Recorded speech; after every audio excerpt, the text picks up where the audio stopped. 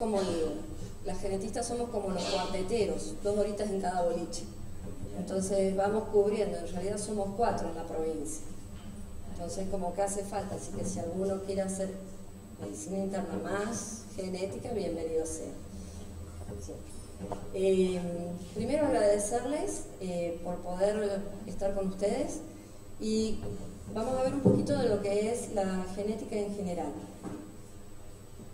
Esta es la primera charla que vamos a estar juntos. La próxima, yo tengo un pequeño problemita de horarios, no, gracias. Así que lo va a dar otra compañera mía, que es bioquímica, ella le voy a pedir a la licenciada Sinari, que es todo sobre técnicas de estudio en genética. Luego, casos clínicos de medicina interna relacionados con la genética para ver cómo es el estudio. Y por último, los temas de prevención, porque cuando uno dice genética ya viene mal formado, ya viene el combo hecho, ¿qué puedo hacer? Y en realidad el 50% de todo lo que nosotros vemos en genética puede ser prevenido en forma primaria. Entonces, como importante porque podemos evitarlo. Entonces, largamos, damos comienzo. Bueno, este es el Hospital Misericordia. Yo hace aproximadamente 5 años que estoy allí. He estado en la maternidad provincial, luego en el neonatal y este es el actual que estoy, en el Misericordia. Y para contarles un poco qué es la genética, es una rama de la medicina, como dice ahí, que tiene por objeto 4 áreas, que es el diagnóstico, la prevención, el tratamiento y el asesoramiento. Vamos a ir desglosando cada uno y tenemos que ver que el asesoramiento es una cuestión que en inglés la palabra es counseling y counseling se lo traduce muchas veces como aconsejar y nosotros no podemos aconsejar porque lo que haríamos sería dar nuestra opinión personal y hay muchas cuestiones en la genética que tienen que ver con lo ético, lo moral, lo religioso de cada uno de la pareja. Entonces lo que nosotros tenemos que hacer es asesorar y que cada uno en ese interín pueda elegir lo que más les conviene, ¿sí? Porque, por ejemplo, yo les puedo hablar del asesoramiento cuando hay patologías como las alteraciones cromosómicas, donde viene una pareja por infertilidad y uno de ellos tiene una translocación, que ya lo vamos a ver cómo es. Entonces, se le puede decir de realizar un diagnóstico preimplantatorio y esto implica realizar un embrión en laboratorio, controlarlo cromosómicamente y si está apto va al útero y si no, se criopreserva. Entonces uno puede decir un poco la perspectiva que uno tiene y uno tiene que decir lo que ellos creen conveniente y lo que ellos tienen que adoptar. Entonces la palabra es asesoramiento, ¿sí? Cuando uno habla del paciente en genética, el diagnóstico que uno da es a nivel individual.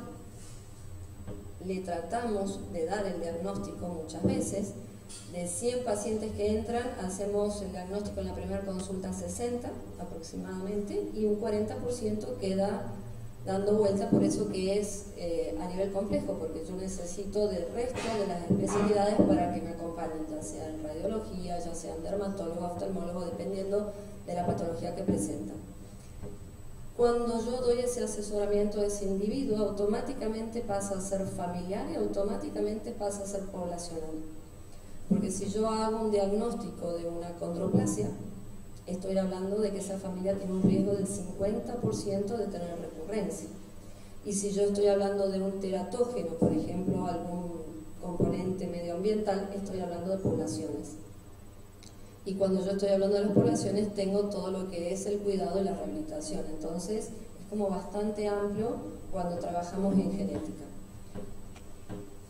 El diagnóstico lo tratamos de hacer lo más preciso y por eso vamos en varias etapas. Esas etapas es la colaboración de todo el resto del equipo para poder lograrlo y lo que logramos es llegar a veces al nombre que tiene un nombre de una persona que ya lo haya descrito, o si son alteraciones cromosómicas, solamente decir que tiene una deleción en el cromosoma 7 en el brazo largo, que ya es todo el nombre, o arrimar y decir, ah, parece que es algo autosómico dominante porque la herencia viene dándose de esta forma. Entonces, lo que más podemos arrimar para hacer el diagnóstico. Y, como dice ahí, siempre es como una secuencia de episodios, no siempre, y también es una secuencia de episodios cuando uno va hablando a los padres o al que viene a la consulta, porque el diagnóstico implica algo de por vida. O sea, el nombre que nosotros le ponemos, somos cautos porque eso lo acompaña el resto de su vida. O sea, no podemos decir hoy sos un acondroplásico, mañana sos un tanatofórico, que son displasia esquelética y pasado otro nombre. Cada una de estas alteraciones tiene un porqué y una evolución, entonces al paciente no hay que confundirlo. ¿Cómo trabajamos? Aprovechando un poco que uno trabaja en el Hospital Misericordia, tiene un eslogan en el hospital que dice desde antes del nacimiento hasta después de la muerte, porque es un polivalente, entonces trabajamos desde el prenatal hasta el banco de tejido que está al lado, entonces es como amplio. Los genetistas, bueno, tenemos esa cantidad de pacientes desde antes del nacimiento y ahí tenemos nuestro primer paciente, que es el paciente embrión feto. O sea, nos vienen a la consulta con diagnósticos prenatales, con ecografías, y sobre eso ya tenemos que asesorar. Es complicado porque uno no puede aseverar algo a través de una sola ecografía, ¿no? Porque uno puede decir, tiene una secuencia compleja, tal vez una trisomía, por decirles, que después cuando nace tenemos que confirmarla o ir a estudios prenatales para confirmarlo, como son las punciones vellosidades. Pero ya tenemos a este paciente, entonces ya desde las primeras etapas de la vida podemos estar incorporando a la genética. Y como se dice, somos, recién comentado con las colegas, un mal necesario porque estamos en todas las especialidades. O sea, el que hace oftalmología tiene enfermedad genética, el que ustedes en interna, el traumatólogo, por lo tanto no hace la enfermedad quien quiere, o sea, sino el que puede hacerlo. O sea, el cáncer también, o sea, venimos marcados y por un segundo golpe terminamos haciendo el cáncer. Entonces lo hace quien puede, y ese que puede es el que tiene esta cuestión genética. Usamos, como en todas las especialidades, la anamnesis. Como somos mujeres siempre contamos que bueno, somos rechusmas, entonces eso nos permite preguntar, y es importante conocer cada uno de los detalles de esta familia. Mientras más completa y precisa mejor. Los familiares, como es algo raro y algo, ir al genetista, uno pregunta, ¿y te dijeron qué es el genetista? Y no sé, me dijeron que usted va a preguntarme mucho. Entonces vienen con la hoja, la tía Ana tiene tal, el primito del fulanito tiene el otro, y nos van haciendo toda una información que para nosotros es muy valiosa. Saber abortos, no los provocados, sino estos ocasionales, muy importante. Les cuento una experiencia. Yo hice mi especialidad en Brasil, entonces nos consulta una mujer con una nena de 3 añitos que tenía un lavado de mano permanente, jugaba con sus manitos al frente y había evolucionado normal hasta los 2 años y a los 3 empezó a involucionar. Eso se llama síndrome de Rett y es familiar y hay abortos en la familia. Entonces, haciendo la genealogía, la primera hermana, eran las 3 hermanas que venían a la consulta, la mayor había tenido 2 abortos y una nena que se había ahogado en la pileta. Uno dice, qué mala suerte, qué familia triste. La segunda hermana, un aborto y una nena ahogada en la pileta. Y esta tercera hermana, que cuando empieza a relatar la historia dice, mi hija venía normal, a los 3 años ahora, hace 2 años, que estaba perfecta, empezó a involucionar y ya no hace nada y tenía este jueguito con las manos. Los abortos en esa familia, como es una enfermedad dominante ligada al X, son varones. Entonces estaban abortando los varones.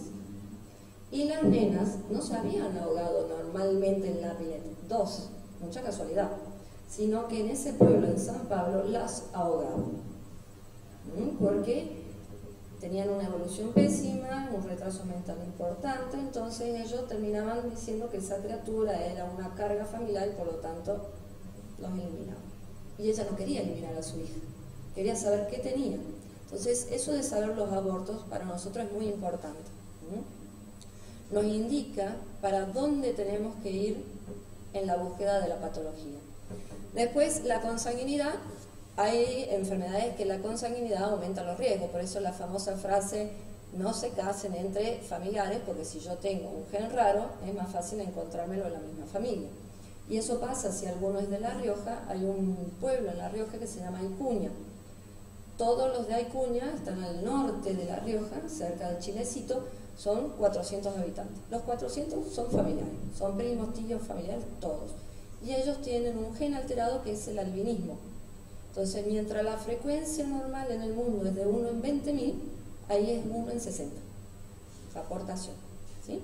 Entonces, ¿qué pasa? Ahí pasa el enfermo, yo he ido a conocer a Icuña, 1 de cada 60 es albino, y crían conejos albinos. Entonces vos ves al blanquito payo cruzar con el conejo blanco, ojitos rojos. Y es terrible porque ahí el albinismo implica el dermatólogo, con el calor que hace en La Rioja, más el oftalmólogo. Entonces es un continuo peregrinar de esa gente de ese pueblo. Entonces la consanguinidad aumentó el riesgo. Y la exposición a teratógenos también es importante, o sea, cuánto en ese embarazo pasó por algún teratógeno. Por lo tanto, durante el embarazo es 0 medicación, a no ser que sea indicado por el médico. Deberían ser programados los embarazos. Es difícil. Dicen que en la Argentina, los libros, el 40% de los embarazos son programados. Yo creo que no. Yo creo que los únicos embarazos programados son aquellos que han sido por infertilidad. O sea, 15% de la población, porque es el que realmente sabe cuándo lo quiere, dónde lo quiere, a qué hora lo quiere, más o menos. El resto tenemos embarazos programados y queridos, no programados y queridos, y el que viene mal es ni programado ni querido, que ahí también hay una exposición alta a teratógenos, como el misoprostol. Yo tengo ahora 2 casos donde estoy trabajando, en la clínica que trabajo, y el misoprostol es una prostaglandina, ustedes lo saben muy bien, que es para aumentar la contractilidad del útero, pero lo usan para abortar. Nunca abortan, el útero sangra, hacen bridas, entonces las bridas hacen una cuestión de disrupción de órganos, o sea, lastiman los manitos y los pies, y hacen una calcificación de los núcleos de la base. Entonces los pacientitos tienen moebios, o sea, una fascia mímica, donde hay el sexto par, el facial, está anulado. Entonces, yo tengo ahora una gordita preciosa, pero tiene afasia mímica, está en respirador y con reducción de miembros. ¿Estamos? También nos tocó hace unos 10 años en el neonatal una paciente que por el teratógeno, misoprostol, ¿qué pasó? Hizo la calcificación de los núcleos de la parte respiratoria. Entonces pasó 23 días en respirador hasta que se infectó y se murió. Porque se intentaba destetarla, pero ¿qué pasaba? No había forma de que emitiese ningún movimiento respiratorio. Entonces, la exposición a teratógenos es importante saberla, porque no es lo mismo decir es un Pierre-Robin, es un Moebius por enfermedades génicas, a decir fue un teratógeno. Que también vamos a hablar sobre cuándo hablar de teratógenos, porque se habló mucho en nuestra provincia sobre el glifosato, que es un tema bastante complicado, pero que siempre hay que tener una base de qué cuestiones epidemiológicas previas tenemos. O sea, qué enfermedades genéticas habían en ese lugar y qué enfermedades genéticas aparecen. Y el mejor caso de esto, de explicación y ejemplo, es la talidomida. Pasó en Alemania y el efecto siempre era el mismo, la focomelia. Foco porque parecen foquitos. Entonces los miembros salían directamente de las cinturas escapulares y cinturas pélvicas. Entonces, el defecto que se le da, achaque, por decirlo de alguna forma, a un teratógeno tiene que ser siempre el mismo. O sea, no puede ser, como se está diciendo, que da hipospadia, da lesión cerebral, da encefalocele. A ver, es el mismo. O sea, el teratógeno, resultado, el mismo. Entonces, tenemos que ser muy cautos. Si alguien viene y nos pregunta, ¿esto es teratógeno? Veamos cómo estábamos antes, veamos cuál es el resultado y si realmente se multiplicó de la misma forma. Entonces, todo eso tiene que ver con la anamnesis. La genealogía. Veo que hay varios caballeros, así que bueno, caballeros varones son cuadraditos, ¿sí? A la izquierda. Y las mujeres somos circulitos, redonditos, a la derecha. Cada uno de nosotros puede ser ejemplificado. Cada forma que tiene mi genealogía en forma internacional lo puedo describir. Si yo estoy casada con papeles, fíjense hasta dónde ha ido la genealogía y hasta dónde fueron, son líneas continuas entre la pareja. Si está apachuchado, apalomado, bajo el mismo techo, unión de hecho, son entre la pareja líneas entre puntos. Yo le voy a traer para la próxima o mandarle al doctor que lo envíe cómo se ejemplifica cada uno. Si yo estoy afectado, puedo dedicarme a hacer Picasso. Lo tiño del color que quiera y siempre la misma patología, el mismo diseño. Si tiene otra patología, otro diseño. Ustedes hipertenso, rayita, diabético, crucecita, color verde, el que ustedes quieren, pero siempre respetando para ustedes el mismo color. Si se murió, una sola vez que lo crucen ya está muerto. Pero ¿qué pasa? A veces yo veo que lo cruzan, lo recruzan, lo matan y lo rematan, más o menos.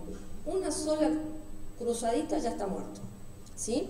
Si son consanguíneos, la doble línea, y así cada uno de estos tiene un formato.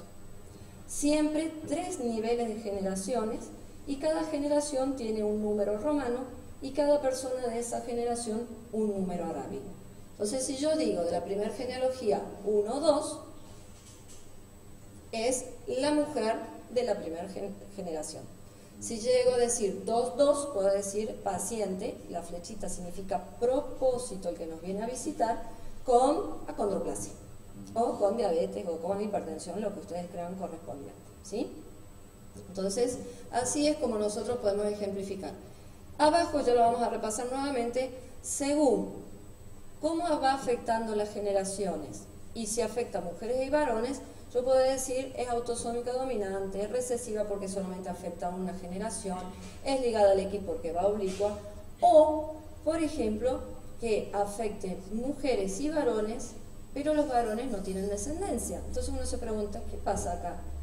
Es parecida a la autosómica dominante, pero hay algo ahí que lo frena al varón. Entonces digo, es mitocondria. Porque las mitocondrias solamente están en el óvulo. El espermatozoide ingresa a la cabeza, pero tiene mitocondrias el cuello y la cola. Entonces una patología meramente de origen femenino trasladada a sus hijos, pero el varón no la transmite. Entonces yo haciendo una genealogía, capaz que no le ponga el nombre, diga es una miopatía del Leber, una distrofia óptica de no sé qué, lo otro, sino con solo eso decir, es mitocondrial, y ya puedo empezar a asesorar. Entonces, hacer una genealogía para nosotros es muy útil. El examen físico. El examen físico, como en todas las especialidades, tiene que ser desde el pelo hasta la punta de los pies. ¿Por qué? Porque yo puedo venir un pacientito con labio leporino. Entonces me dice, la madre, hace frío, ¿para qué lo va a desvestir? Sí, tiene labio leporino. Pero si yo encuentro que en el piecito tiene una falange menos de los bortejos, de los dedos de los pies, y tiene menos pestañas, es diferente decirle, es un labio leporino de origen multifactorial, a decirle es un labio leporino de origen génico, que es ectrodactilia, displasia ectodérmica, paladar hendido.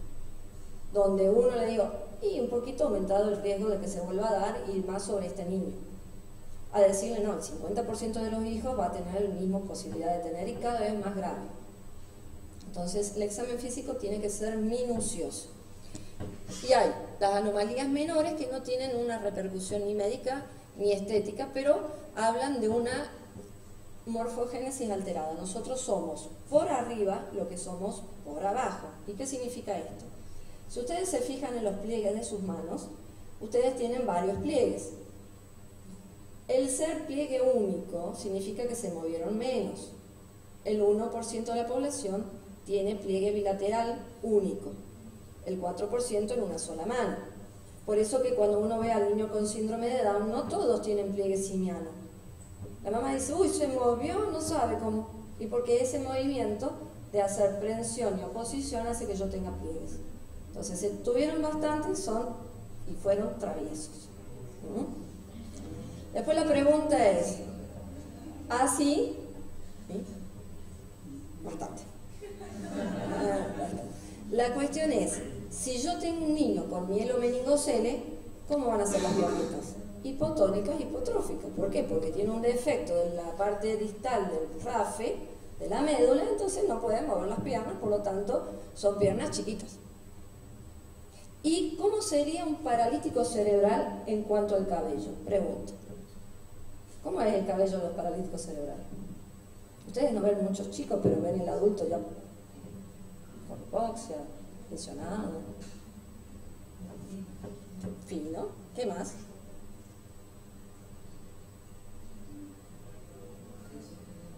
Difícil de peinar, ¿no? ¿Por qué será? Tiene lo siguiente: cuando yo le hago la resonancia a un niño con parálisis cerebral, generalmente tiene alteración de los giros y microgirias. Entonces tiene la famosa lisencefalia, paquisencefalia, paquigiria y todas esas cosas que los especialistas en imágenes nos ponen, que uno dice, ¿qué será? Entonces, cuando el cerebro se está distribuyendo, las neuronas se están colocando cada una en su lugar, no lo hacen, entonces el cuero cabelludo por arriba lo expresa. Entonces ustedes tienen los remolinos, contrarremolinos y más remolinos. Entonces el cuero cabelludo está todo quiscudito. Por eso es que es difícil de peinar y difícil de cortar. Entonces no tiene un remolino, sino que hay 2, 3, 4 remolinos y uno dice, ¿para dónde fue el pelo? Eso es lo que yo tengo por abajo. El pelo tiene una orientación normal porque la orientación del cerebro viene en forma ya preestablecida. Es por eso que cuando uno ve a un niño con convulsiones, yo le explico a los papás, las neuronas son como los patitos, uno detrás del otro. Cuando un patito se va, esa alteración se hizo que se convulsionaran, no están todos en orden. Entonces aparece la convulsión, aparece el desastre y aparece ese retardo también evolutivo, porque tiene que ir a una neurona, pasa por otra, vuelve para acá para lograr hacer todo el sistema. Entonces, el examen físico para nosotros es primordial. Cuanto yo más anomalías menores tengo, ¿sí? Todos venimos fallados, todos.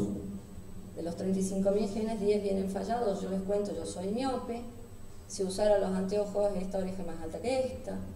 Uso generalmente pantalones no ajustados ni jeans porque la pierna izquierda es más grande que la derecha. Tengo espina bífida oculta. Hice una taquicardia ventricular por la vitamina B12. Entonces, todos venimos fallados. Entonces, cuando yo voy sumando mis fallas y en el examen físico lo voy notando, ¿qué pasa? Aparece una falla mayor. Entonces, cuando uno ve al niño con síndrome de Down, uno dice ojito para arriba, boquita para abajo, pliegue único, búscale la cardiopatía. Tengo la nena con síndrome de Turner, cuello ancho, baja talla. Fíjate las cintillas ováricas, fíjate el útero, fíjate la coartación de aorta. Entonces, cuando yo tengo lesiones menores, aparece la mayor, ¿sí? Y anomalías menores frecuentes que yo tengo que estar atento, pero tampoco significan mucha cosa, porque es tan frecuente que las tengamos que no tenemos que preocuparnos u ocuparnos, que me gusta más. La clinodactilia, ¿qué es? Es la curvatura del quinto dedo, porque la falange del medio es la última que osifica, entonces queda curvo el dedo. Eso es parte del síndrome de Down, o también es una relación autosómica dominante, se la puedo trasladar de hijos a hijos a hijos, ¿sí? Entonces, hasta el formato de las manos tiene que ver con esto. Si yo encuentro la sindactilia, la unión entre el segundo y tercer dedo del pie, o entre el quinto y el cuarto, está, pero tampoco es parte de algo mucho más grave, sino que son estas que son bastante frecuentes en el recién nacido. Y las que no deben clasificarse, fíjense, esta que uno dice, uy, tiene hipoplasia de la uña, la de hidrocele, los hoyuelitos. Y otra cosa es que ya se descartó que los pits, que son estas verruguitas en los oídos, tienen relación con las alteraciones renales. ¿Las puedo tener? ¿No las puedo tener? ¿Puedo tener alteración renal o no? Es un mito, lo desterremos, no hace falta la ecografía.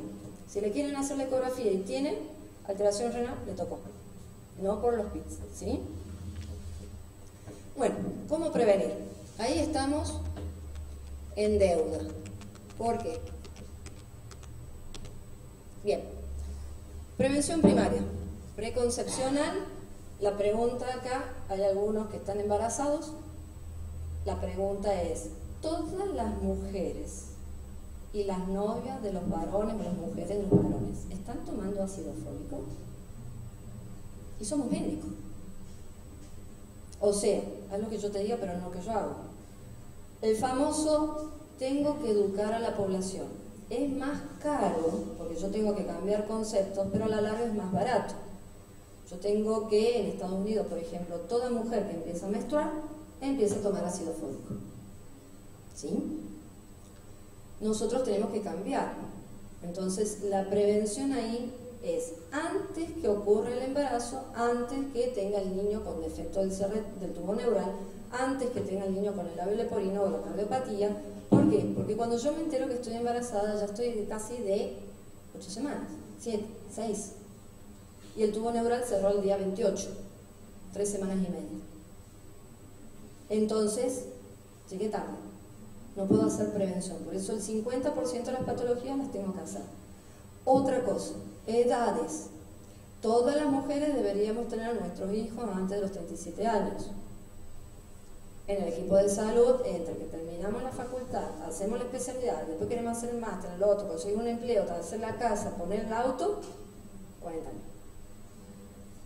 Y encima no tomamos el ácido fólico, peor. Vas allá. Y no solamente es la edad materna, la edad paterna también, así que colegas, antes de los 45. ¿Por qué? Porque si es por edad materna, recordemos que tenemos los mismos óvulos desde que nacimos. Entonces, los últimos son los que vienen abriéndose y cerrándose, abriéndose y cerrándose. Entonces, vienen con una alteración en la parte distal del telómero de los cromosomas. O sea, vienen y se vienen pegoteando. Entonces, es más fácil arrastrar a otro cromosoma. Y las enfermedades génicas para el varón, las dominantes. ¿Qué pasa con las enfermedades dominantes? La edad paterna hace que el ciclo de formación de espermatozoides sea rápido y no tenga control, no haya regulación, entonces vengan empezando los espermatozoides afectados. Más riesgo de acondroplasias, marfanes, osteogénesis imperfecta, todo aquello que sea autosómico dominante. Prevención secundaria, prenatal, evitar que nazca. En nuestro país no hay ley de aborto, entonces es ilegal. Entonces, esa vía no está. La segunda es lograr mejorar intraútero el producto que ya viene con alguna patología. Por ejemplo, las hiperplasias suprarrenales congénitas. Yo sé que es una nena, le indico la hormona corticoide. Yo sé que tiene un mielomeningocele y lo pueden operar intraútero. Tiene una cardiopatía y hay una foto de un bebé que agarra la manito del cirujano, que es bellísima, la agarra y después termina suturando. Lo que pasa es que causa muchas infecciones, entonces los riesgos son altos. O tiene una válvula de uretra posterior el bebé y con una tipo lanza ingresan, atraviesan todo lo que es la vejiga, pasan por la uretra y lo abren. Entonces no tienen las dilataciones renales ni las dilataciones a nivel de vesicales. O lo que tienen las hernias diafragmáticas, donde se ponen tapones traqueales alrededor de las 20 semanas de gestación. Imagínense entrar, poner un tapón traqueal. Hay una médica colombiana que trabaja en Inglaterra, lo hace en 6 minutos, impresionante, mostró la técnica, cómo llegaba, y lo sacan a la semana 34, dándole, en vez de morir el 80%, sobrevive el 80%. Entonces se puede hacer. Entonces, logramos hacer prevención secundaria, pero ya estamos con algunos riesgos.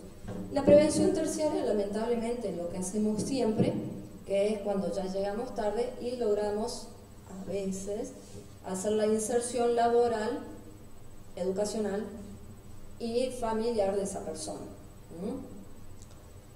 Donde tendríamos que tener rampas para bajar la escalera, estamos en una entidad médica, donde cada edificio debería tener su rampa, donde los colectivos pusieran y se acercaran al borde para subir, donde tendría que pasar de cada 3 colectivos 2 con la rampa para bajar, para subir las sillas de ruedas, donde donde si alguno ha ido a la Dirección de Especialidades Médicas Central, no hay rampas, no hay ascensor, entonces hasta en nuestro propio ambiente estamos hablando de la incorporación y prevención terciaria y no lo hacemos.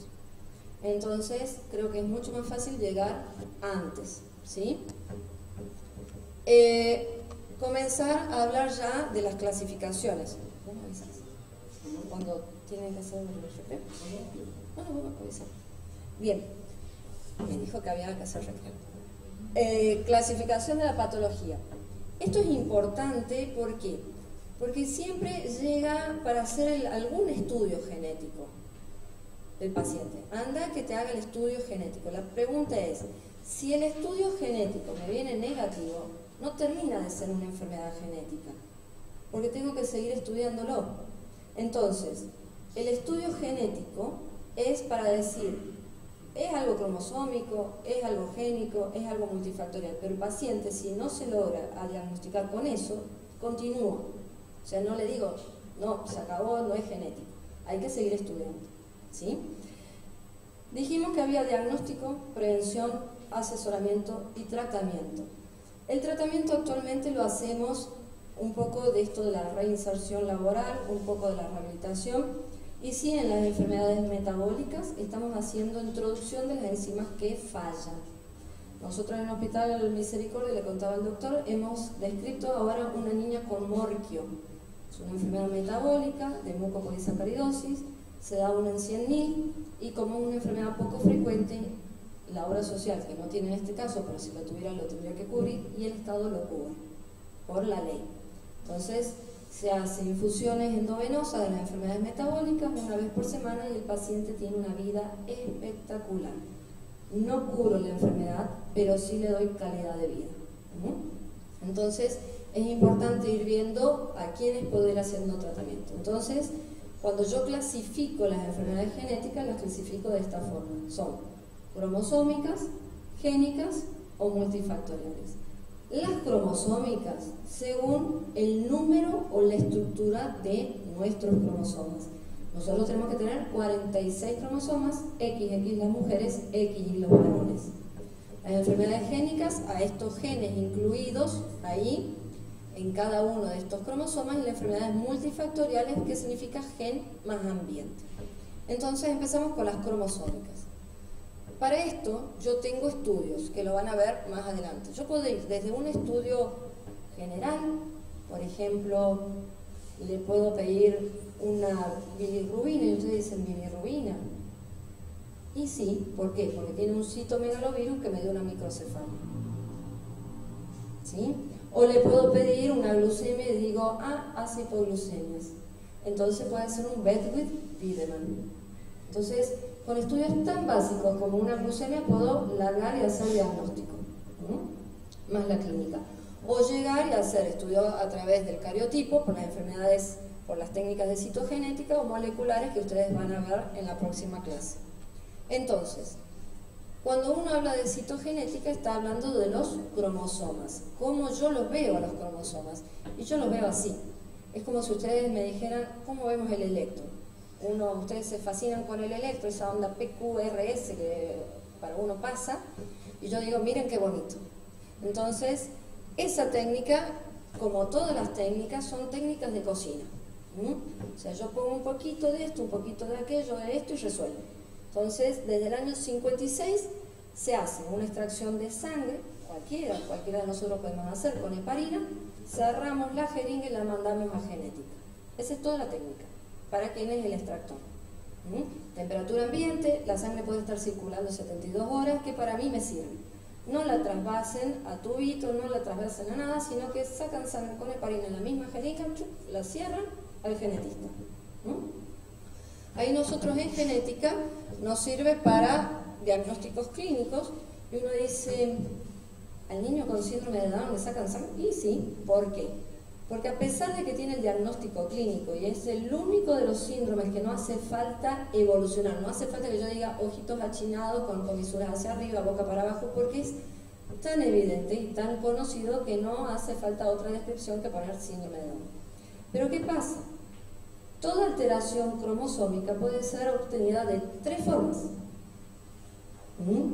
Una que en este caso sea una trisomía libre, nos tocó por casualidad, 95% de las veces.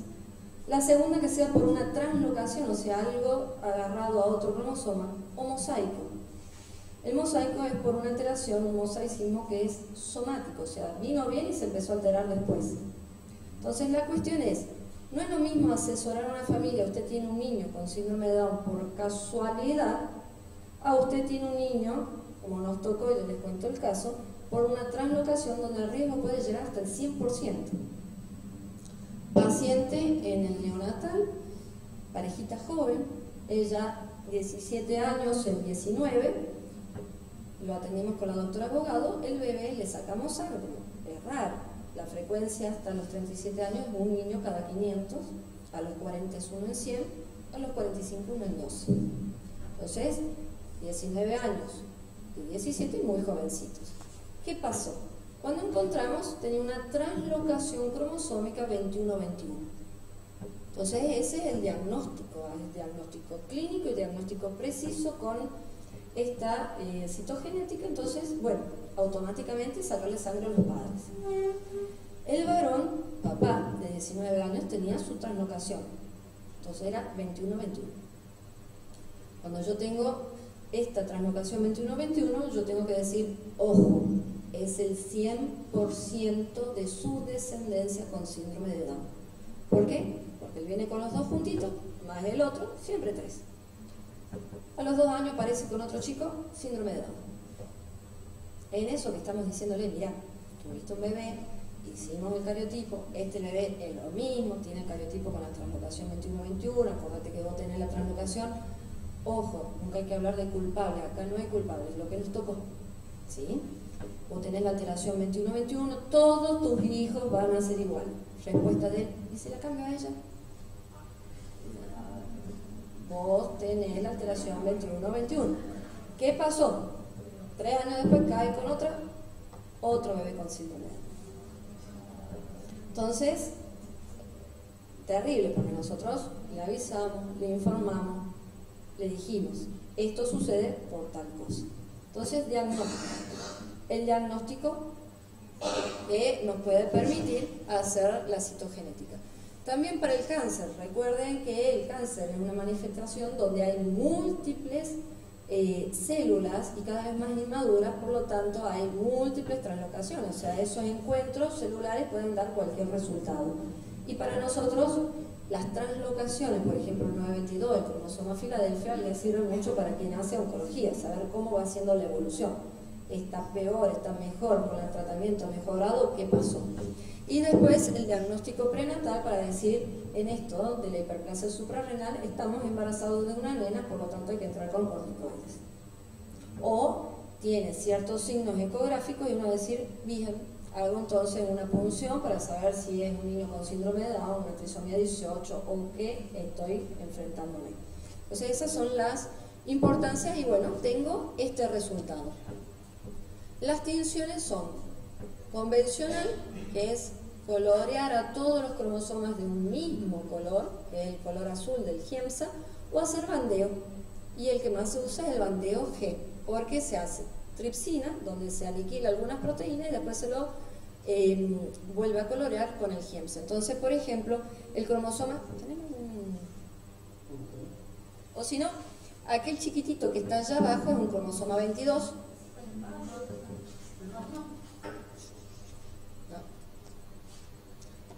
No, este no.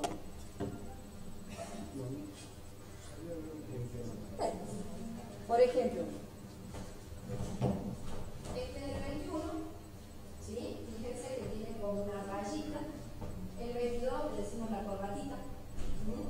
Tenemos acá otro cromosoma, este es el 7 porque tiene como 2 ojitos.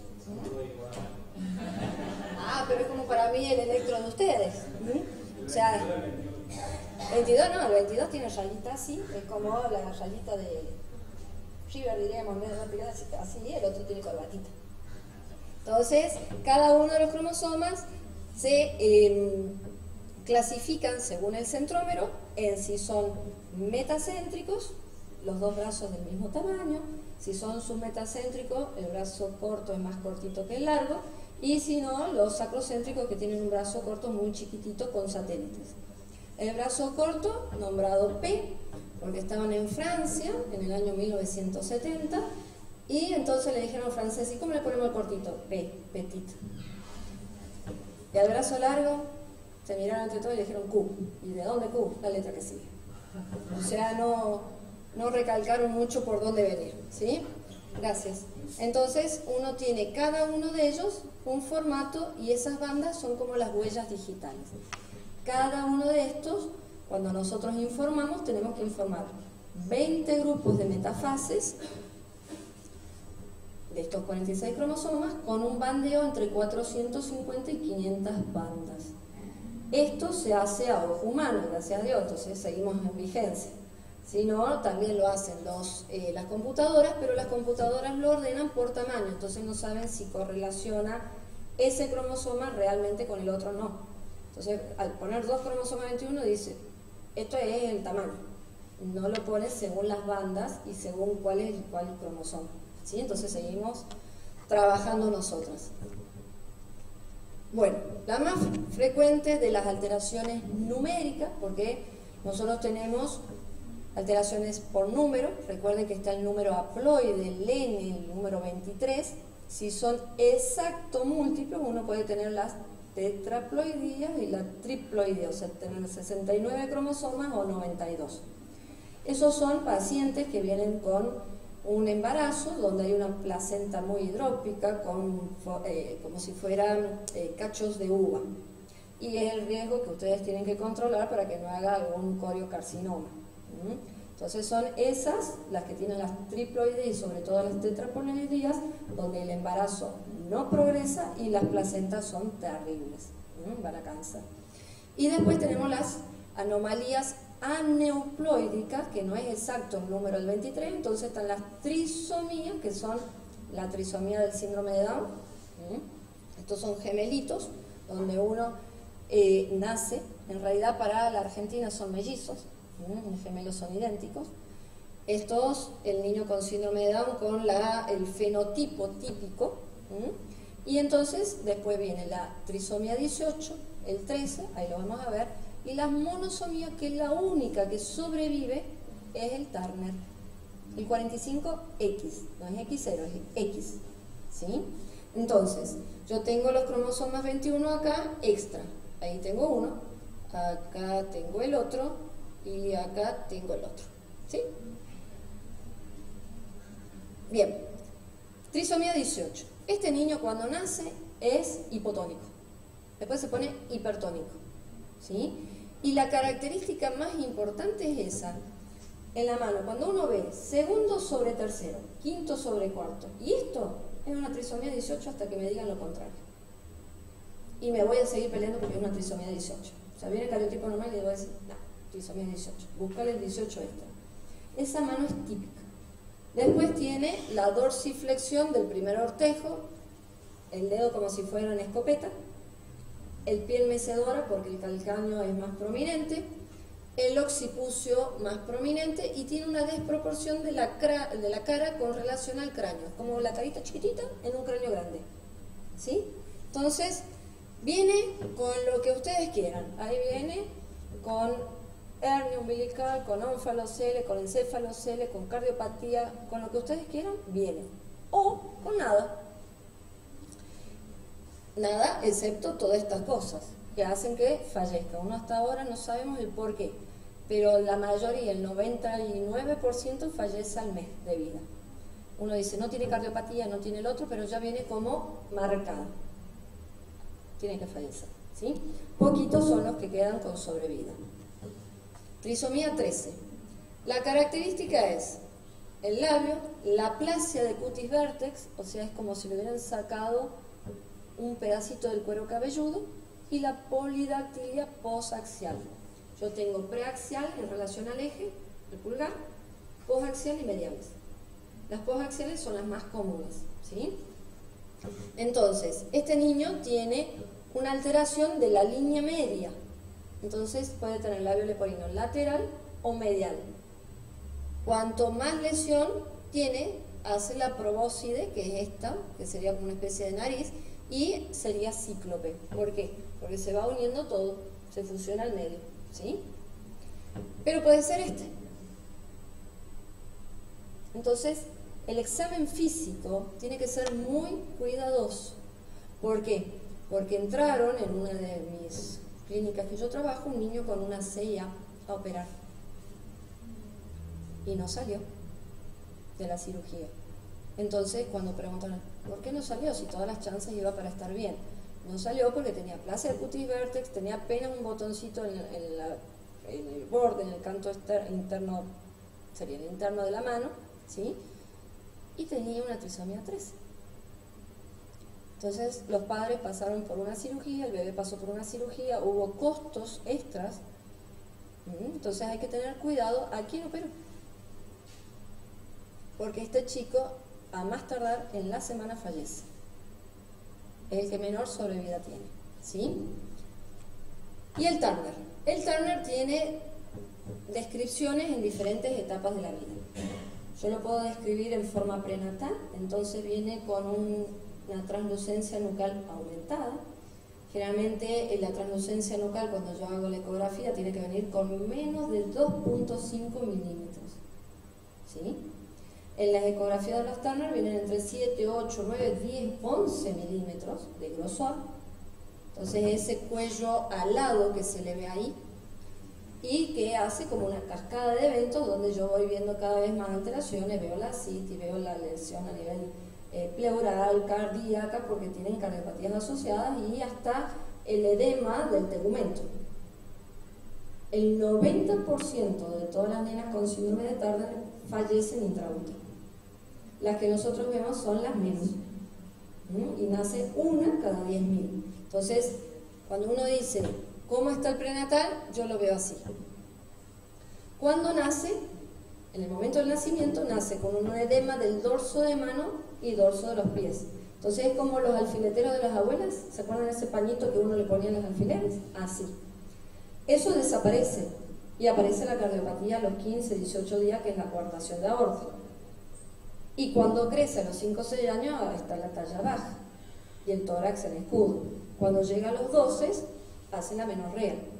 Y no me puede llegar nunca a mí una paciente con 30 años buscando un hijo y uno dice, tallita baja de 1,40 m, cuello alado, tórax en escudo, y uno dice, ¿menstruaste nunca?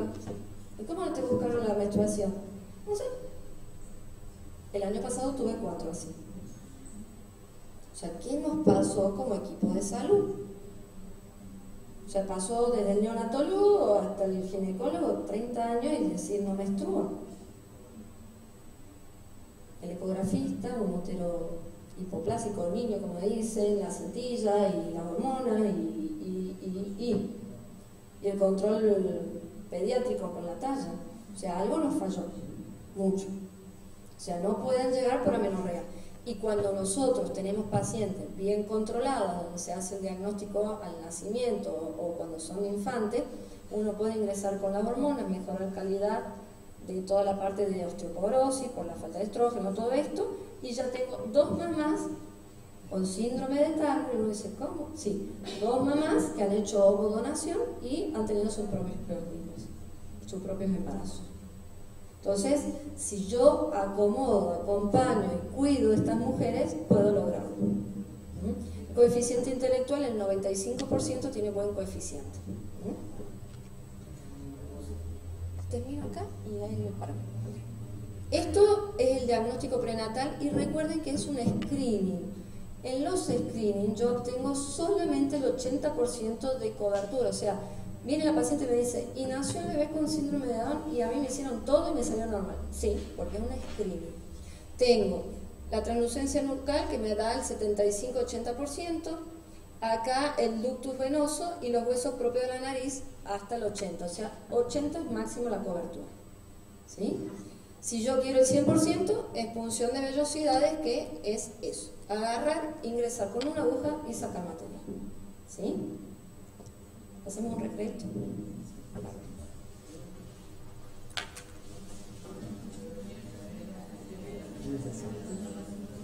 Bastante. Sí, lo que pasa es que realmente piden que lo bajen.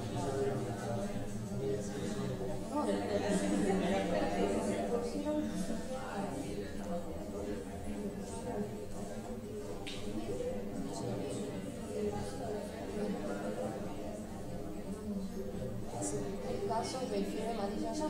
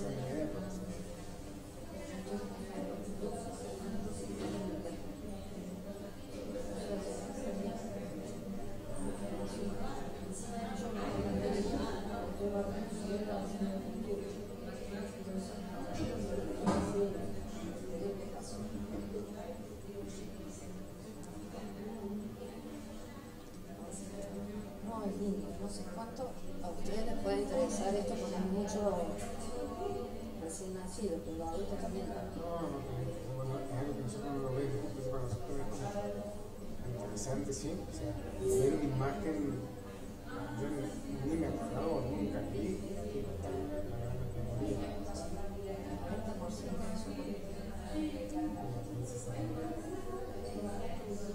Son los que llegan. No sé si alguna vez lo viste al paciente, bueno, sí, también, a la familia de Huntington del Bolivia. Hubo un paciente con Huntington que era de Bolivia. Sí. Y después una hermana que empezó con muy bien. Y tuvo 2 chicos y uno gordo. Sí. Ahora hay un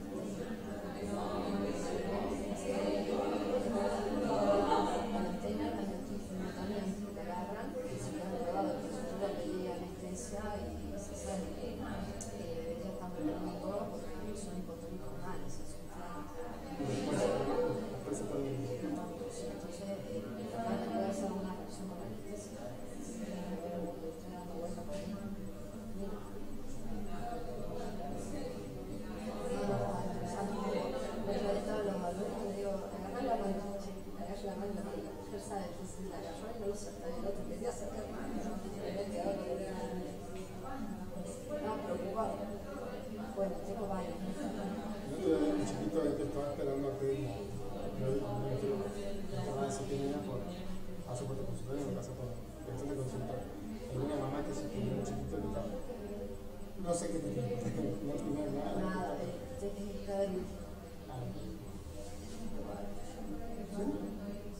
¿Cuál es el que come?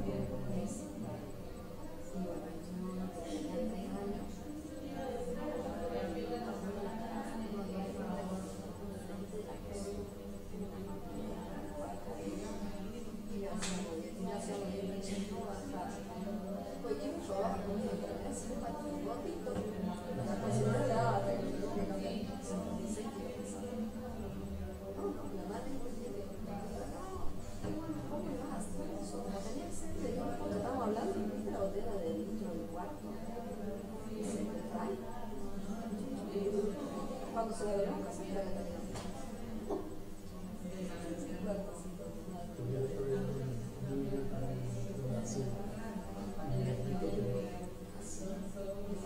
Sí.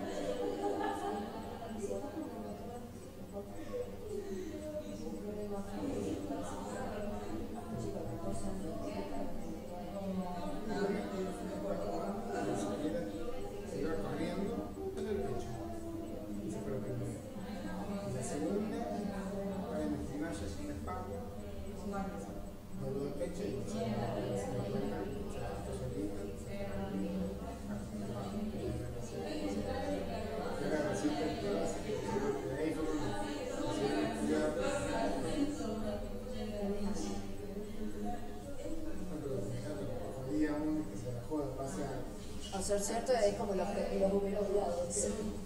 Muy bien.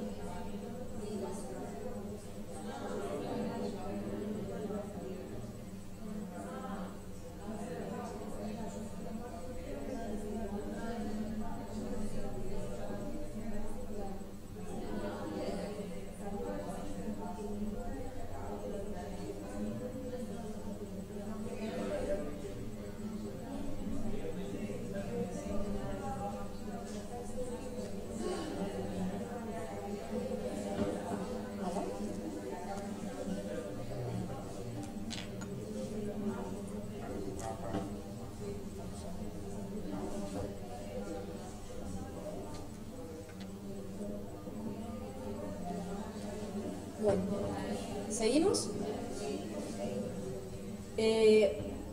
Para seguir estudiando tenemos esto que son los sitios frágiles. ¿Y por qué? Porque el cromosoma le ponemos un medio bajo en timidina, ¿sí? Y ácido fólico, y sale esto que es como un alargamiento del cromosoma. Al hacerse alargadito se altera, pero actualmente esto lo estudiamos con técnicas moleculares porque son alteraciones por tripletes. Entonces, el más famoso de los síndromes de X frágiles es este, el síndrome de Martin-Bell. Son pacientes que ustedes pueden ver, son altos, tienen una hipoplasia del malar, orejas grandes, macroquirismos, tienen hiperquinesia y déficit de atención y retraso mental. Algunos lo comparan con el príncipe Carlos de Inglaterra. Vieron que es alto, coloradito, orejudo. Nadie fue a palpar nada todavía, en geométrica.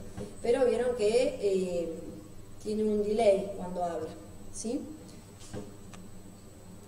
El FISH es una técnica que es de hibridización in situ fluorescente. ¿Qué significa esto? Cuando yo tengo esas pérdidas o alteraciones estructurales en los cromosomas y son muy chiquititas que al ojo humano yo no lo puedo ver, utilizo esto. Entonces, ¿qué hago? Tengo híbrido en el laboratorio con una sonda que yo tengo, sabiendo que ese es el pedacito que quiero estudiar, lo mezclo con el de mi paciente, si está, lo marca. Esto es un painting, eso pintamos todas las ondas, pero si está, lo marca. Si está, significa que no ha perdido, que está completamente, y por lo tanto el síndrome que yo estoy pensando no existe. Y ahí están las microdeleciones 22Q, que sería el DiGeorge, que tenía hipoplasia del timo, la alteración del calcio, las cardiopatías complejas, el síndrome velocardiofacial, que son narices anchas, con hendidura palatina, con el chico que habla en forma gangosa, con retraso mental. Y esto es algo más avanzado, que es un painting que se utiliza más para cáncer, o más a nivel universitario, donde yo hago estudios, donde cada uno de los cromosomas los pinto de un color. Entonces puedo ver si hay alteraciones entre ellos, porque supongamos, el celestito, que es el 13, si está manchado con rojo, es 13 con 12, entonces una translocación. Es fácil de verlo, visualizarlo, pero para que tengan una idea, cada sonda son 9.000 pesos, pintarlo todo es muy caro. Y después las técnicas moleculares, que sí las van a ver con más detenimiento con la doctora. Bueno, las enfermedades génicas. Esto, para que ustedes vean el porcentaje, las enfermedades cromosómicas es solamente el 0.19%. Entonces, que no tenga una enfermedad cromosómica no significa nada, significa que hay que seguir estudiándolo, buscando las enfermedades monogénicas o multifactoriales. Este hombre es un grande de la genética, fue Mendel.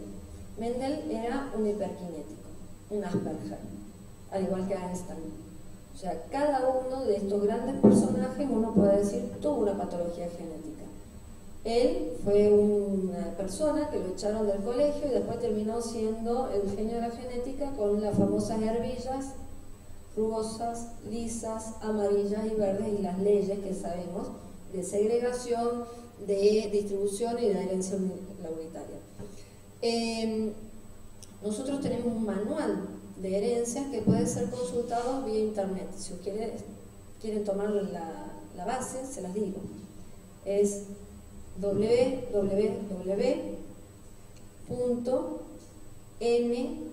de casa, b larga y latina, .nlm.nih.gov.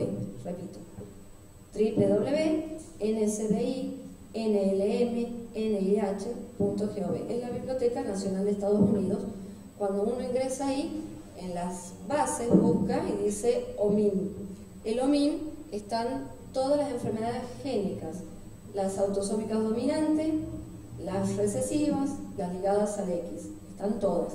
Entonces uno puede buscarla ahí y uno ve sobre qué panorama estamos hablando y qué malformaciones tiene y cuál es la evolución. Entonces estamos en internet en esa base de datos. Y como todas las especialidades tenemos un glosario propio, entonces cuando nosotros hablamos tenemos un vocabulario en el cual, por ejemplo, decimos gem la unidad hereditaria, la que produce un producto funcional. Hablamos de alelo cuando es una versión alternativa de ese gen, entonces podemos hablar de los grupos sanguíneos, los alelos A, B, 0, AB.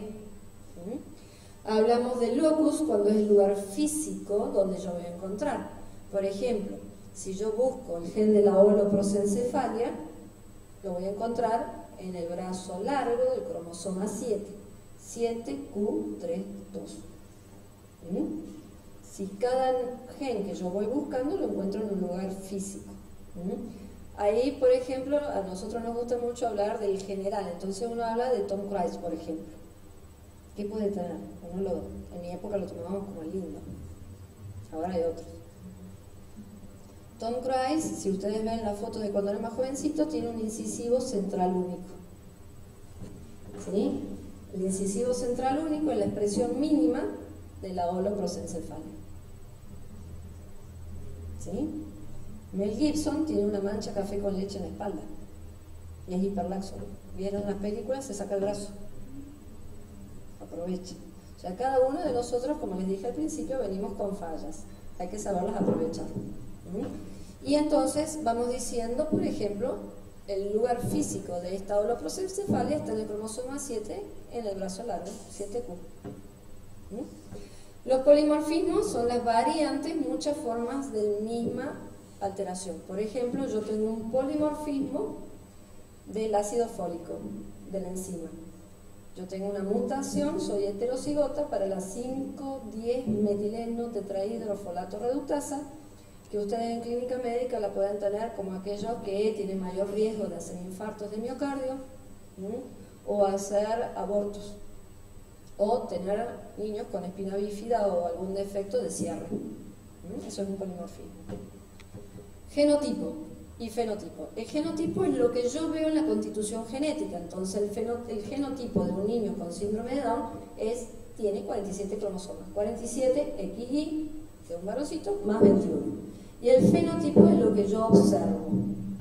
O sea, si yo describo a alguien, digo, desde la punta del cabello hacia abajo voy describiendo. Entonces, en mí es frente amplia, 4 o 5 centímetros, cabello castaño, ojos claros, miope, alteración de la oreja, implantación de la oreja, más alta a la derecha, ¿sí? Cuello con 2 lineecitas, pierna izquierda más ancha, pie izquierdo que tiene medio punto más que el derecho. Entonces voy describiendo el fenotipo. Es como cuando uno va y está en una reunión, ustedes como clínico médico lo están observando y seguro que ven la carótida como late. Bueno, nosotros observamos y vamos diciendo, este tiene esto, esto, esto. Y no te juntes con un psicólogo que te dice, bueno, tenés este problema, porque, ¿sí? Entonces cada uno desde la especialidad va viendo el fenotipo que tiene enfrente. Homocigoto cuando yo poseo alelos idénticos, y esto me va a servir mucho para cuando yo hable de estas enfermedades génicas. Heterocigoto cuando yo tengo uno normal y uno mutado. Heterocigoto compuesto cuando yo tengo 2 mutados. Por ejemplo, para la fibrosis quística yo puedo tener alterada la delta F508 y tener otra mutación más. Para la fibrosis quística hay 400 mutaciones, entonces puedo ser tranquilo heterocigoto compuesto. Y hemicigotos son aquellos para los ligados al X. Heterogeneidad, cuando yo tengo varios fenotipos que son similares. Pueden ser por el alelo, las mucopolisacaridosis, o sea, diferente información dar el mismo fenotipo, o diferentes lugares físicos dar el mismo fenotipo. Entonces, el Harlow y el Shy son diferentes alelos, pero fíjense que los dos dan niños de baja talla, con retraso mental, facies toscas, con opacidades corneales y artrogriposis en las manitos. Y el Ehlers-Danlos yo tengo aproximadamente 18 lugares físicos donde yo tengo pacientes que son hiperlaxos, articulares, con elasticidad de piel, con hematomas. Pero puedo mapear, fijarme en 18 lugares diferentes.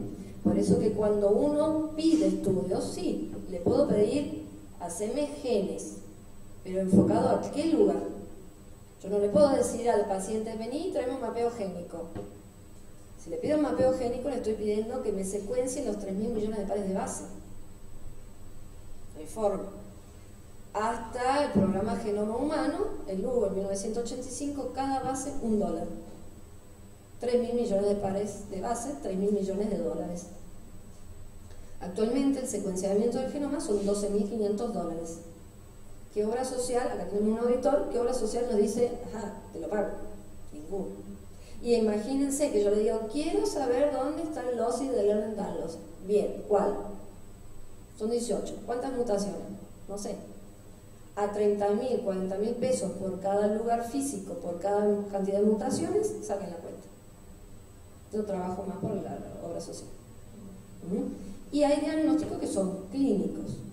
La clínica sigue siendo soberana. Entonces, ¿por qué pedir un estudio, amargar a un paciente en el sentido que tiene que recorrer, que lo quiere pagar él, para saber qué? Si clínicamente tenemos Ehlers-Danlos, hay que controlarlo, hay que ver la evolución y hay que cuidarlo. Entonces, la clínica sigue siendo soberana. Y a veces, supongamos, yo le pido estudio para Ehlers-Danlos o para un Marfan o para alguna otra patología, me viene negativo y puede ser que tenga una mutación de nuevo que todavía no está descrita. ¿Sí? Nosotros tenemos un niño en el Hospital Misericordia que tiene una mutación diferente a las otras, pero una distrofia muscular de Duchenne. Entonces se estudia la familia y ellos tienen una mutación diferente, que gracias a la tecnología ahora va a pasar, el año que viene lo vamos a empezar a tratar, porque pasa de un Duchenne con la enzima que falta, en ese caso, va a pasar a ser un Becker. Entonces tienen todos los varones afectados y muertos en esa familia y este niño de 5 años va a sobrevivir. Entonces, los estudios moleculares sí sirven. ¿Cuándo? Cuando yo pueda mapear, sepa, y si me da negativo, ojo, el paciente puede ser que clínicamente sea eso, que yo lo deje de controlar y haga un aneurisma, por ejemplo, en un Marfan, y yo lo podría haber evitado. Entonces, cuidado al pedir estudios, porque tenemos que ver cuáles son las posibilidades del diagnóstico y de la validez. Seguimos. Penetrancia. Eso está relacionado a todos los genes dominantes. ¿Qué significa? La capacidad de que el gen se exprese. ¿Sí? Entonces uno dice, uy, salto de generación. Cuidado, no es que salto de generación, puede ser que tenga una penetrancia incompleta. Y eso se da, por ejemplo, en la neurofibromatosis o en la mandandida, o sea que es mucho menos la expresión. En la neurofibromatosis, cuando nace el bebé, tiene una manchita, 2 manchitas. Uno lo va controlando y aparecen las 5 manchas de café con leche a la altura de la región axilar de más de 5 milímetros. ¿Sí? O le veo los nódulos de Lish. Entonces, esa penetrancia, esa expresividad del gen, se habla de penetrancia. Puede ser poquita, incompleta o completa. Por ejemplo, yo hablo de un niño con penetrancia completa cuando hablo de la acondroplasia. No es un casi acondroplasia. Veamos acondroplasia. Nació, tiene una extremidad corta, tiene cabezón, macrocefalia, entonces listo. No hablo de, me parece que puede ser una osteogénesis imperfecta. No, tiene 23 fracturas, tiene los huesos así, tiene la esclerótica azulada y tiene los huesos que se están fracturando, no en forma helicoidal, sino en forma horizontal. Entonces, hay patologías que tienen penetrancia incompleta y otras que son completas. Por eso que uno hace la genealogía y dice, saltó, fijémonos qué está pasando. La expresividad, o sea, yo puedo ir de 0 a 100 y no por eso sea menos enfermedad, sino que lo que le tocó, como diríamos. Y este es el síndrome de Marfan. Por ejemplo, yo puedo ser un Marfan, justo hablábamos, y que tenga un neumotórax espontáneo. Puedo ser un Marfan de talla baja, porque siempre se busca el alto, flaco. No, puede ser, como el caso que nos tocó, una paciente que llegó al sanatorio Allende, llega con un dolor abdominal agudísimo, embarazada de 38 semanas. La están controlando en la guardia, se murió. La llevan urgente al quirófano, sale el bebé 56 centímetros de largo. ¿Qué había sido? La nena se diagnostica como síndrome de Marfan, vamos, pedimos la autopsia, la mamá con un aneurisma de la aorta abdominal. Y fue la única manifestación. Entonces la expresividad yo la tengo a nivel esquelético, ¿sí? Cuando yo quiero saber si soy hiperlaxo, mi dedo pulgar llega hasta el canto interno. Si pasa, soy hiperlaxo. Cuando yo agarro la muñeca, apenas cierro. No puedo pasar y doblar y seguir, ¿sí? Somos hiperlaxos. La hiperlaxitud se puede dar sola o asociada, no se preocupen, pero la mayoría, el 50% de la población es hiperlaxo, ¿sí? Yo hago así los hombros y me llega ahí, con el codo. El hiperlaxo hace ¡fi! Y va un poquito más. O cuando se están parados empiezan a jugar con la rodilla y es ¿vieron? El genus recurvatum, que es para atrás. Y cuando son chiquitos empiezan, mira cómo juego, y sacan y vos decís, para, que te quedas sin articulaciones. Entonces, es la parte esquelética. Puede ser también la altura, crecen más, el pecho en quilla o el pecho hundido. Esto es signo, la subluxación del cristalino, y los aneurismas. Entonces, puede ser que presente algo y no todo. Eso es la expresividad. La anticipación, el aparente empeoramiento en las generaciones sucesivas. Entonces tenemos esta foto del Thompson, que me gusta mostrarla por el corte de cabello, ¿vieron? Antes.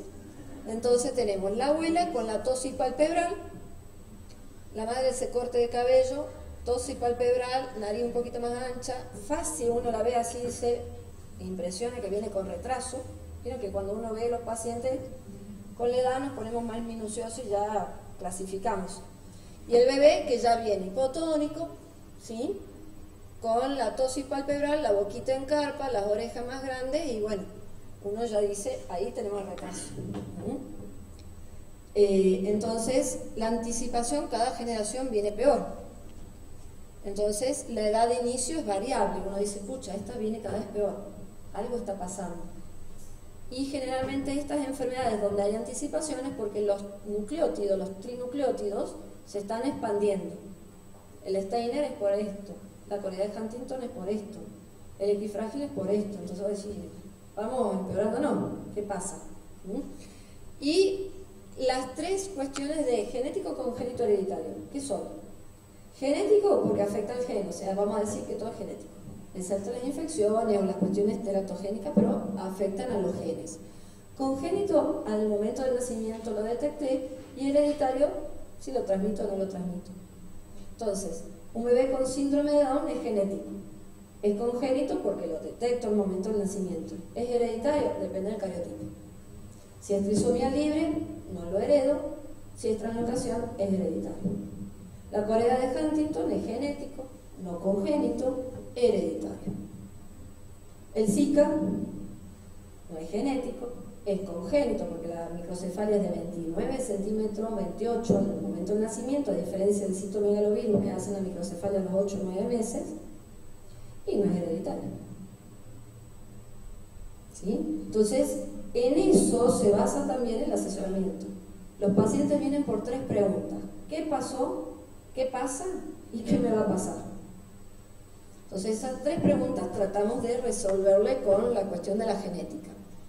Y volvemos con las genealogías y a usar, por ejemplo, paciente entre corchetes significa adoptado en la misma familia. Paciente con corchetes hacia afuera, paciente que lo adoptaron fuera de la familia. Estas son parejas estériles, ¿sí? Entonces uno puede ir marcando todo tipo de herencias y todo tipo de patologías en la familia. Nos toca, en un caso, un matrimonio porque se habían casado y nos vienen a preguntar cuál era el riesgo para sus descendientes de tener patologías. Ellos eran primos. Hacemos la genealogía, las dos madres son hermanas de ellos dos. Bien, empezamos, son consanguíneos. Pero ojo, cuando nos dicen sí, pero las hermanas son gemelas. ¿Chan? Entonces, son primos hermanos para la ley, pero son medios hermanos para la genética. Porque la madre es la misma, los padres son diferentes. Entonces, el asesoramiento era, el aumento está por la consanguinidad, entonces en vez de ser el 3% se duplica el riesgo. Entonces, hacer genealogía es importante, no es lo mismo decir, ah, mi hermana con tu hermana son hermanas. No, eran la misma mujer. Entonces, hacer la genealogía nos ayuda. Y entonces, con eso de la genealogía y con lo que aprendimos del glosario, uno puede decir, bien, empiezo con las enfermedades génicas. ¿Por qué? Porque es la localización del locus genético y la clase del fenotipo que puede resultar. De dos tipos, autosómicas y ligadas al X, son las que hablamos siempre. Autosómicas porque van del cromosoma 1 al 22. Ligadas al X, ligadas al X. La pregunta es, ¿y el Y? En el OMIM tenemos enfermedades autosómicas, comienzan todas con una enfermedad con el número 1. Las recesivas con el número 2. Las ligadas al X con el 3. Las del Y con el 4, con el 5. El 4 y el 6 son las que no conocemos y que están en estudio. Pero el I es poquitos genes, son los pelos de la oreja, el SRI, mira, acá, el SRI y el AZT, que es el del azospermia. O sea, el X es mucho más. ¿Vamos? Bien, y ahí venimos con todos los problemas de que, como lo tiene la mujer, lo transmite. Entonces se dividen en dominantes recesivos, dominantes y recesivos. Y esto es, si es dominante, con un alelo que esté afectado, ya está. Es heterocigota. ¿Sí? Entonces, uno que esté fallado, ya está. Y entonces tenemos, el fenotipo aparece en cada generación, cada individuo afectado posee un progenitor afectado. Entonces yo hago la genealogía y digo, este está afectado, el padre tiene que estar afectado, no lo encuentro, listo, mutación de nuevo. Entonces tuvimos una paciente que fue un trabajo nuestro porque nació el bebé con acondroplasia y eran todos altos, enormes los padres. Bien, lo explicamos con mutación de nuevo. A los 2 años aparece otro acondroplásico. Dijimos, si tienen el fenotipo los padres es más frecuente y ya les voy a decir cuál es el riesgo. Pero en este caso que era mutación de nuevo, ¿cómo lo explico? Lo explicamos con el mosaicismo germinal, o sea, en las gónadas, ovario y o espermatozoide estaba la alteración. Listo. Respiramos, dijimos mosaicismo germinal, son rarísimos, pero se puede explicar a través de la genética. A los pocos años me cae la paciente con una acondroplasia. ¿Viste? No, dice, el otro no era el padre de los chicos es este. Entonces, pasamos pensando, y era la ley general. Individuo afectado transmite el fenotipo a sus hijos. Pero ella estaba en pareja con el otro, pero los hijos no eran. Entonces, ahí uno va aprendiendo a preguntar entre líneas, ¿y el padre quién es? Entonces, a buscar la realidad, porque en estos casos y en la genética es importantísimo saber el progenitor real. ¿Estamos? Segundo, cualquier hijo del progenitor afectado tiene riesgo de heredar el 50%. Esto se llama cuadrado de Punnett, y yo tengo A mayúscula, A minúscula afectado, porque dijimos que con una sola información afectada ya está. Entonces acá no hay portadores. O somos enfermos o somos sanos. ¿Portación? No. Entonces enfermedad dominante no es, estás medio enfermo, no, o sos enfermo o sos sano. ¿Sí? Después, los miembros fenotípicamente normales no transmiten la enfermedad, pero siempre tenemos una excepción. Salvo penetrancia incompleta o expresividad variable. O sea, que no lo haya revisado, tenga algo mínimo. Entonces es como que saltara la generación, lo estoy haciendo y no apareció. O sea, ahí tuvimos un caso de mano hendida de ectrodactilia, donde estábamos por decir, bueno, ocurre por casualidad, son normal, entonces no hay riesgo. Pero revisamos manos y pies de la pareja y ella tenía una pequeña lesión en el segundo ortejo. Entonces, en vez de decirle, el riesgo es como cualquiera de la población, no, el riesgo es del 50%. ¿Sí? Y se afectan mujeres y varones por lo mismo. ¿Sí? Ectrodactilia, condroplásico, y fíjense ustedes los riesgos de neomutación, 75%. Y uno dice, ¿y de dónde? Lo que pasa es que, imagínense, primer día, primera hora, primer minuto de un embarazo, donde la información padre-madre hace y hay algunos arreglos por hacer. Por eso que todos quedamos fallados. En ese enganche de información es como un cierre. Es diente, diente, diente, diente. Pero hay tal golpe de información que puede entrar 2 dientecitos y hacer una mutación. Chao, afectado. Neomutación, 75%. O sea, no todos son heredables. El Treacher-Collins, este es otro paciente que es mucho a nivel facial, inteligencia normal. Entonces, este paciente es el que es más estético que otra cosa. Puede ser esto, o puede ser más importante. La cuestión, esto ustedes no hacen neonatología, pero hablamos siempre que cuando nacen tienen una micro retrognatia importante, que la mandíbula crece hasta el año. Entonces, no empecinarse en tratar de que respire o intubarlo, sino... ¿Me tomaste un minuto? ¿Hola? ¿Hola? ¿Hola? Sí, estoy dando una clase, ya te llamo. Disculpa. No tratar de intubarlo. Suena agresivo, pero muchas veces vamos a la traqueostomía, vamos al botón gástrico, esperemos, porque este chico tiene inteligencia normal. Entonces, el tratar de intubarlo, no poder intubarlo, hace que se vaya hipoxiando. El tratar de que coma donde hay una lengua minúscula, donde no puede hacer succión o deglución, termina haciendo que se desnutra. Sí, suena agresivo, pero las neuronas no se multiplican. Entonces ese niño llega a una escolaridad normal, una evolución normal y después tendrá una cicatriz, pero llega bien. Entonces son las cuestiones que nosotros tenemos que ir controlando. El Rubin Tentene, fíjense qué bonito que es, pero bueno, tiene esta comisura hacia abajo y los primeros sortejos y los primeros deditos, el pulgar, son anchos, nada más, pero tiene retraso mental importante. Este otro, son chicos grandotes, macrosómicos, pero con una frente amplia, así, pero la diferencia es que son abombados. Si le hago una resonancia, tiene megacisterna magna y tienen retraso mental. Sotos, se heredan. Seguimos. Autosómico, dominante hablamos. Vamos al recesivo. Recesivo, el gen mutado se expresa en homocigoto. Entonces, por lo tanto, ambos progenitores son portadores. Entonces, si yo veo una patología recesiva, digo, los dos padres son portadores. Chao. No hace ni falta estudiar. ¿Sí?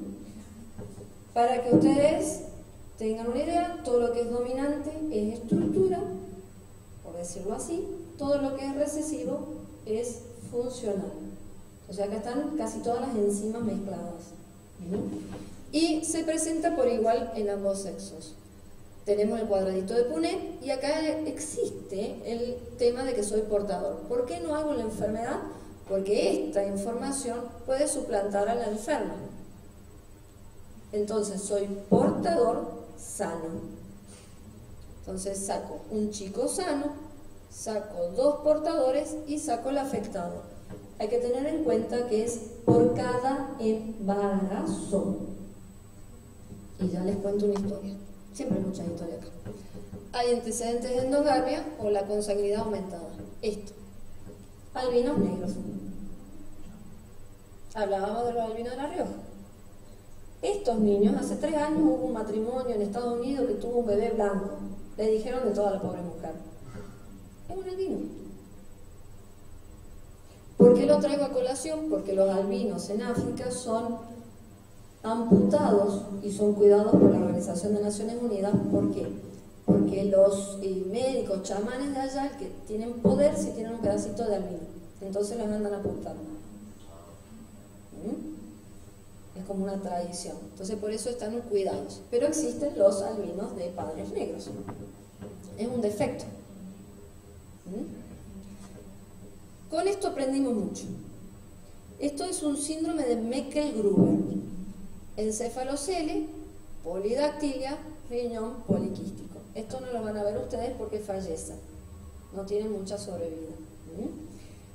Les cuento cómo aprendimos. Porque viene la paciente con un segundo embarazo, con una ecografía hace varios años atrás del interior, con que tenía un anencéfalo. Y el anterior había sido un anencéfalo. Por eso que las ecografías nos dan una idea de lo que está pasando y nos dicen, abran el ojo que el chico viene con algo. La confirmación la podemos hacer si es cromosómica con la punción de vellosidades o cuando nace. Cuando nació este bebé. Entonces, el otro no era anencéfalo. El otro era un Meckel-Gruber. Este es un Meckel-Gruber. Es autosómico recesivo. Preguntamos y los padres eran primos hermanos. Bien, ojo que van a tener un riesgo del 25% por cada embarazo. Por cada embarazo, ya habían tenido 2. Uno dice, después del azar te hace que tengas las posibilidades, o te sale sanito, portador o afectado. Pasan un par de años, viene otro niño con Meckel-Gruber. Bueno, 3 de 3 embarazos. Y ahí viene lo tragicómico también, porque pasan otros años. Estábamos con la doctora Echegaray, que fue la primer genetista de Córdoba, la jefa nuestra, excelente médica, y venía, conocen la maternidad provincial, el pasillo largo de atrás, donde está la cocina, y venía esta, cambié de gallo, doctor, y estoy embarazada. Y esto me decía, ¿qué vino ahora? Bueno, viene a consultar, le pedimos la ecografía, se va a hacer la ecografía, otro Meckel-Gruber. Dijimos, no puede ser, 4 de 4. ¿Y con quién estás ahora? Dejé al otro y me puse con este. Haciendo la genealogía, primo hermano. Entonces, ahí aprendimos, ahí viene lo cómico y lo trágico de toda la situación, porque es triste, que es cambiar de gallo y de gallinero. Porque no podés elegir en el mismo grupo. Si sos familiar, te va a ocurrir eligiendo del mismo lado del marido, que es casi la misma familia que el tuyo. Y esta fue elegir el primer primo. Entonces, esos genes raros se vuelven a transmitir. Meckel-Gruber. Herencia recesiva ligada al X. El gen afecta a diferentes varones en las familias, ¿sí? Pero emparentados por mujeres portadoras. Las mujeres portadoras en la herencia recesiva se manifiestan con un circulito en el círculo grande, o sea, es un puntito, ¿sí? Eso es una mujer portadora. El gen se transmite desde el varón afectado a través de la hija mujer al 50% de la descendencia masculina de aquella. Ya lo vamos a escribir. Y no hay transmisión de varón a varón y hay casos aislados. Y ahí está el cuadrado de Punnett. O sea, hablamos ahora así, de las mujeres, de los varones. Hablamos del total. La mujer es portadora, chan, chiquito. Entonces, es recesiva, el chiquito es de la recesiva. Tenemos mujer sana, mujer portadora. Entonces, la herencia se transmite a través de las mujeres, lo que decíamos, a los varones de estas. ¿Sí? Es lo que explicábamos recién. Entonces, el varón sano va a tener varón sano y varón afectado por esa mujer. ¿Cuándo aparecería una mujer afectada?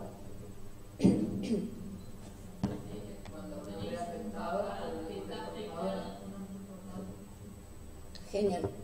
¿Cuándo? Hemofilia, la enfermedad real. Toda la realeza europea casada entre ellos mismos, donde hay un gen que es el de la hemofilia, y entonces empezaron a aparecer mujeres hemofílicas. ¿Por qué? Porque estaban los varones afectados casándose con mujeres portadoras. ¿Y cuándo más? Pensemos. ¿Los portadores? Además, acordate que el varón va a ser afectado.